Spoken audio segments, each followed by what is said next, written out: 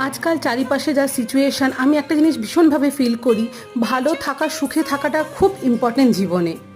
কেউ 4 BHK ফ্ল্যাটেও সুখ খুঁজে পায় না, আবার কেউ কুঁড়ে ঘরেও সুখ খুঁজে পায়। সুখে থাকার চাবিকাঠি পুরোপুরি তোমার নিজস্ব, নিজের হাতে। নিজের মনের বিরুদ্ধে যেও না। যার সাথে কথা বলতে ইচ্ছা করবে তার সাথেই কথা বলবে, যার সাথে মিশতে ইচ্ছা করবে তার সাথেই মিশবে। তোমাকে কেউ ভালো রাখার দায়িত্ব নেবে না, নিজেকে ভালো রাখার দায়িত্ব নিজের। তাই এইসব ভেবে খুব কাছের বন্ধুর সঙ্গে বেরিয়ে পড়েছিলাম শান্তির খোঁজে।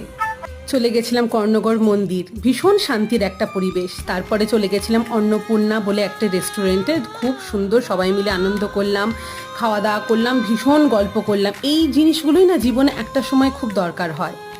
যদি কিছু ভালো লেগে থাকে আমার ভিডিওতে, অবশ্যই লাইক, শেয়ার অ্যান্ড সাবস্ক্রাইব। আগেও বলেছি, আবারও বলছি, সবাই ভীষণ ভালো থেকো, ভালো থাকার চেষ্টা করো। আকাশ ছোঁয়া স্বপ্নের পিছনে না দৌড়ে বাস্তবের স্বপ্নটাকে পূরণ করো।